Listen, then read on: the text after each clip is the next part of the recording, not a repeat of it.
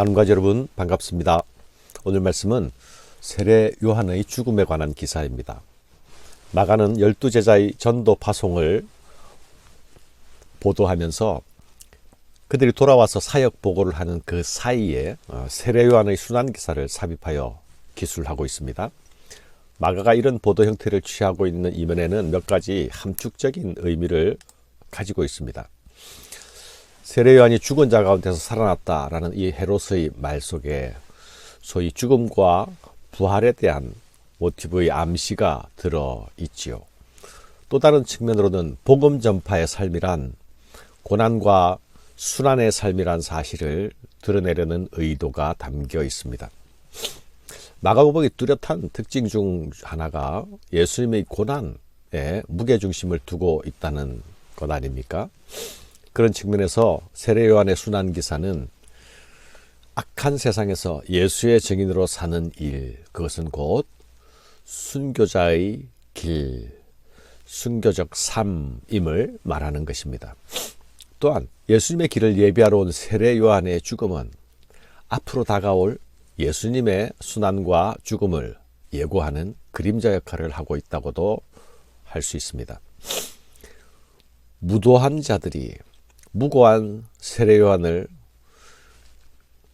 가지고 그 목숨을 가지고 놀이하듯이 목을 잘라 소반에 얹은 것처럼 죄 없으신 예수님의 생명도 그 의로운 생명을 무법한 자들의 정치 놀이의 희생양이 되어서 나무에 달리시게 되는 것 아닙니까? 이에 예수의 이름이 드러난지라 헤롯 왕이 듣고 이르되 이는 세례 요한이 죽은 자 가운데서 살아났도다. 그러므로 이런 능력이 그 속에서 일어나느니라 하고, 어떤 이는 그가 엘리야라 하고 또 어떤 이는 그가 선지자니 옛 선지자 중에 하나와 같다 하되 헤롯은 듣고 이르되 내가 목벤 요한 그가 살아났다 하더라. 제자들의 파송으로 예수님에 대한 소문이 더 널리 퍼져 나가게 되었습니다.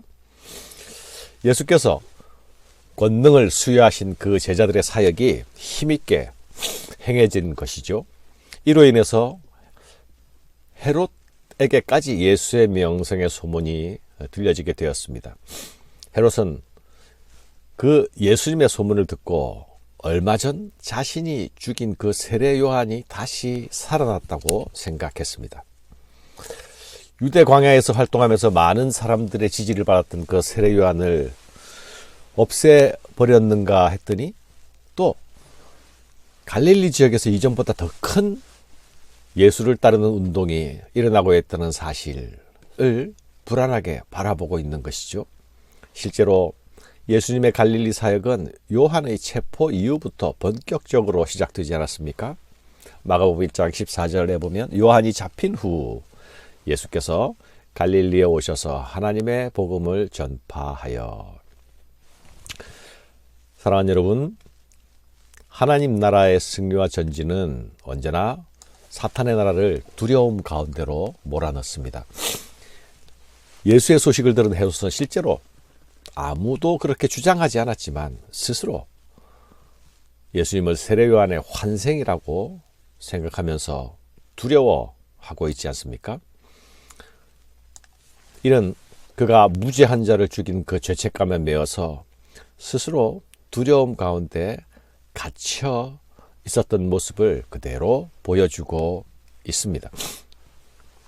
본문 17절부터는 세례 요한의 죽음에 대한 회상 기사가 이어지고 있습니다. 전에 헤롯이 자기가 동생 빌립의 아내 헤로디아에게 장가든 고로 이 여자를 위하여 사람을 보내어 요한을 잡아 옥에 가두었으니 이는 요한이 헤롯에게 말하되 동생의 아내를 취한 것이 옳지 않다 하였습니다. 헤로디아가 요한을 원수로 여겨 죽이고자 하였을 때 하지 못한 것은 헤롯이 요한을 의롭고 거룩한 사람으로 알고 두려워하여 보호하며 또 그의 말을 들을 때 크게 번민하면서도 달갑게 들음이러라.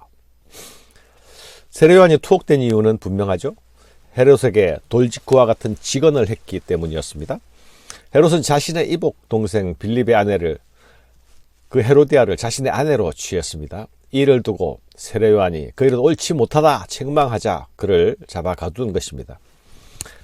헤로디아는 보통 여인이 아니었습니다. 그녀는 정치적 약도 남달랐고요. 자신의 결혼에 대해서 직접적인 책망을 하는 요한을 향한 적개심을 불태웠습니다. 마가는 뜻밖에도 헤롯이 요한에 대하여 상당히 세례 요한에 대하여 상당히 긍정적인 입장을 가지고 있었던 점을 부각합니다.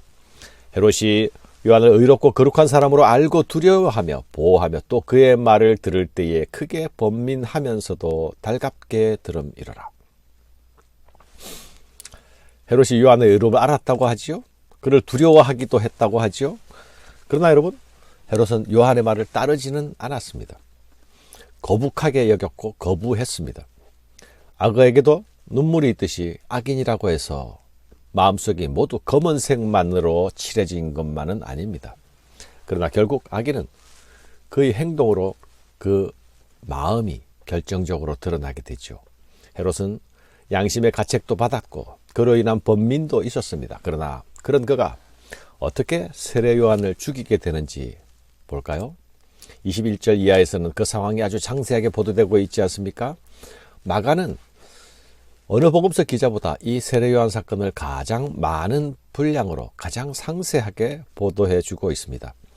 마침 기회가 좋은 날이 왔으니 곧 헤롯이 자기 생일에 대신들과 천부장들과 갈릴리의 귀인들로 더불어 잔치할세 헤로디아의 딸이 친히 들어와 춤을 추어 헤롯과 그와 함께 앉은 자들을 기쁘게 한지라 왕이 그 소녀에게 이르되 무엇이든지 네가 원하는 것을 내게 구하라 내가 주리라 하고 또 맹세하기를 무엇이든지 네가 내게 구하면 내 나라의 절반까지라도 주리라 하거늘 그가 나가서 그 어머니에게 말하되 내가 무엇을 구하리이까 그 어머니가 이르되 세례 요한의 머리를 구하라 하니 그가 곧 왕에게 급히 들어가 구하여 이르되 세례 요한의 머리를 소반에 얹어 곧 내게 주기를 원하옵나이다 하니 왕이 심히 근심하나 자기가 맹세한 것과 그 앉은 자들로 인하여 그를 거절할 수 없는지라.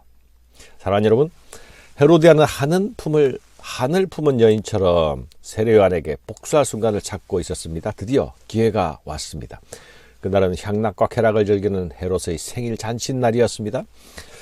헤롯의 잔칫날, 갈릴리 유력 인사들도 모두 모였습니다. 유력자들 앞에서 헤로디아의 딸에게 나라의 반이라도 떼어주겠다는 허세를 부립니다. 그 바람에 그는 요한의 머리를 참수해야 하는 일을 허락해야 했습니다. 자신의 허세는 체명상 거두어 드릴 수가 없고 대신 마음에 없던 요한의 머리를 참수하게 하는 것을 허락하게 되는 것.